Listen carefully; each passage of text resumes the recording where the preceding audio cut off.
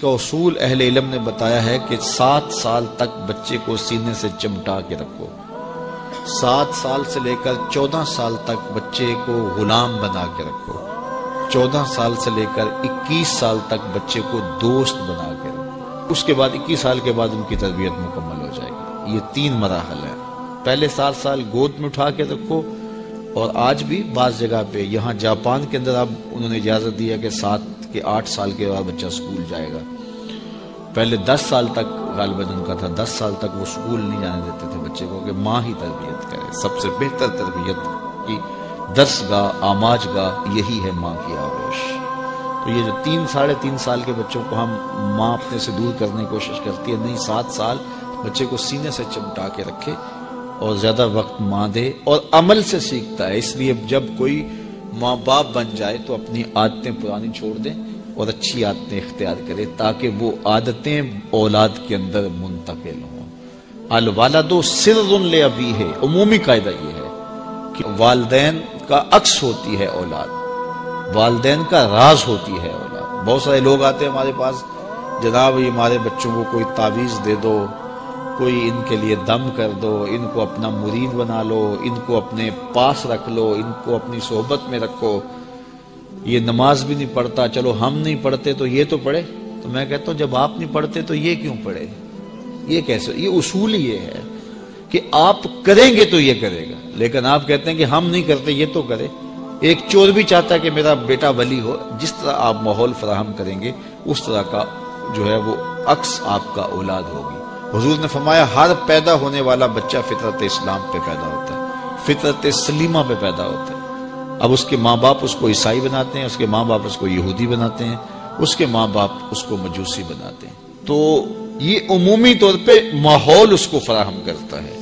لیکن فطرتاً اگر اس کو کوئی سبق ماں باپ کی طرف سے نہ ہو تو وہ فطرتاً اسلام پہ ہو، کیونکہ فطرت سلیمہ یہ ہر شے کی اصل ہے.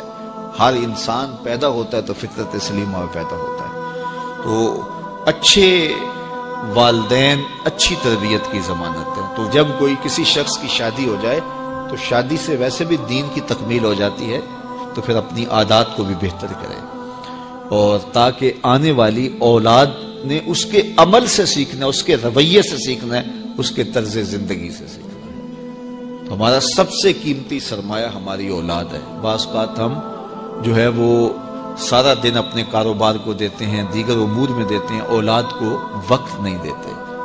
تو اولاد کو وقت چاہیے ہوتا ہے اور اولاد کو وقت دینا چاہیے. اور اولاد کو وقت دینے سے ان کی اچھی تربیت ہوگی. وہ آپ کے پاس بیٹھے اٹھیں گے، آپ کی باتیں سنیں گے، آپ کے عمل دیکھیں گے، آپ کے رویے دیکھیں گے، تو پھر ان کے اندر اس کا عکس پیدا ہوگا.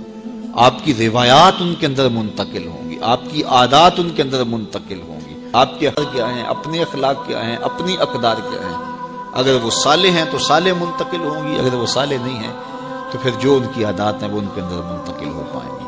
تو اس لیے ہمیں اولاد کی تربیت کرنے کے لیے سب سے پہلے اپنا جائزہ لینا ہوگا اور پھر اس کو اولاد میں منتقل کرنا ہوگا. یہ کوئی ایسی گولی نہیں ہے کہ جو ہم خود نہ کھائیں اور ان کو کھلا دیں اور ان کو شفا ہو جائے. یہ گولی ہمیں خود بھی کھانی پڑے گی، پھر ان کو کھلانی پڑے گی.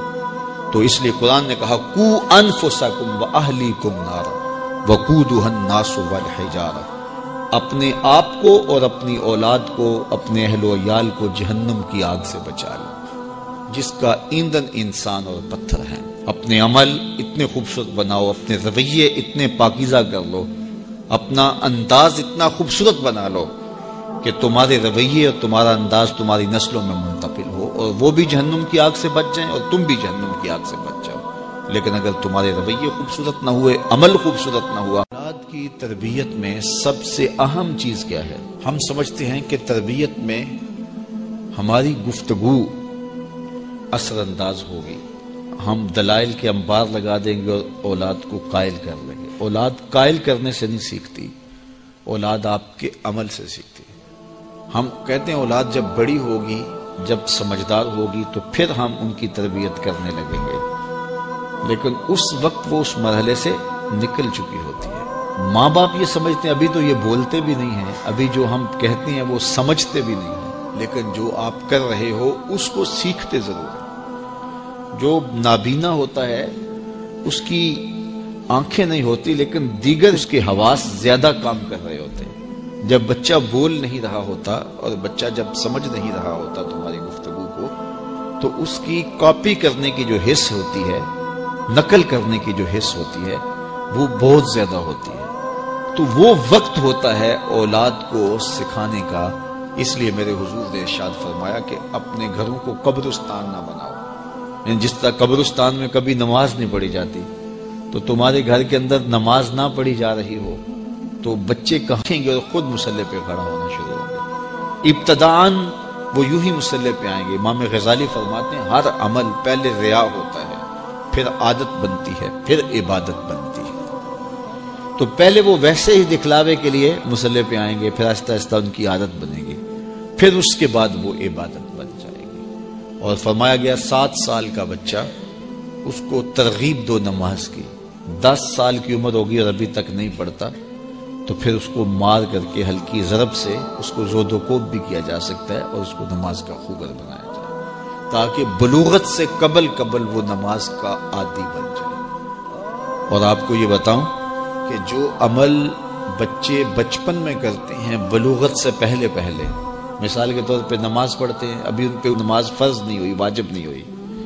اس طرح چھوٹے بچے روزہ رکھ لیتے ہیں، 8 سال کے، 7 سال کے، 6 سال کے بچے روزہ رکھ رہے ہوتے ہیں۔ پھول جیسے بچے دوپہر کو کملا جاتے ہیں تو مائیں پریشان ہو جاتی ہیں، تو وہ انہیں بعض اوقات خلوت میں لے جا کے کہتی ہیں کہ یہ دودھ پی لو، یہ چیز لے لو، کوئی دیکھ نہیں رہا۔ تو وہ بچے مانتے نہیں کہ نہیں، ہمارا اللہ دیکھ رہا ہے، ہم نے روزہ نبھانا ہے۔ تو وہ شام کے وقت کتنے بے دل سے ہوئے ہوتے ہیں، لیکن اس کے باوجود روزہ نبھا جاتے ہیں۔ اس طرح عمرہ کرتے ہیں بچے، حج کرتے ہیں بچپن کے اندر، اسی طرح جو ہے وہ نمازیں پڑھتے ہیں اور دیگر نیک عمل کرتے ہیں۔ تو وہ ابھی تو نہ ان کے لیے نماز واجب ہوئی، نہ ان کے لیے روزہ واجب ہوا، وہ بچے بلکہ شب بیداریاں کرتے ہیں، راتوں کو جاگتے ہیں بچے۔ یہ حفظ القرآن جو بچے کر رہے ہوتے ہیں، تو یہ اتنی زیادہ محنت کر رہے ہوتے ہیں کہ آدھی رات اٹھ کے تو اپنا سبق یاد کر رہے ہوتے ہیں اور سارا دن قرآن مجید پڑھ رہے ہوتے ہیں۔ اس طرح سے نظامی کے بچے جو ابھی نابالغ ہوں، تو جو بچے ابھی بالغ نہیں ہوتے تو جو عمل کرتے ہیں وہ نمازیں ہیں، روزے ہیں، حج ہے، عمرہ ہے یا کوئی اور نیک عمل ہے، سارے کا سارا ثواب ماں باپ کے نامہ اعمال میں درج ہوتا ہے۔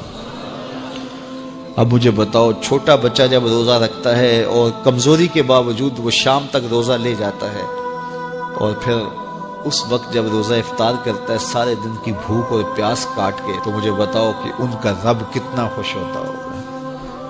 اور چونکہ نہ تو اس کے اندر کوئی تصنع ہے اور نہ کوئی اور بات، ان کا عمل ہی عمل ہے، اس میں خلوص ہی خلوص ہے، تو پھر وہ ماں باپ کے نامہ اعمال کے اندر وہ نیکیاں درج ہوتی ہیں۔ تو اولاد کو بچپن کے اندر آپ جو تربیت دیتے ہیں، تو وہ جو عمل کرتے ہیں، ایک تو ماں باپ کے کھاتے میں اس کا عمل، اور دوسرا بالغ ہونے سے قبل ان کی عادت پختہ ہو گئی، تو والدین کی ذمہ داری ہے کہ ان کو جو ہے وہ صالح تربیت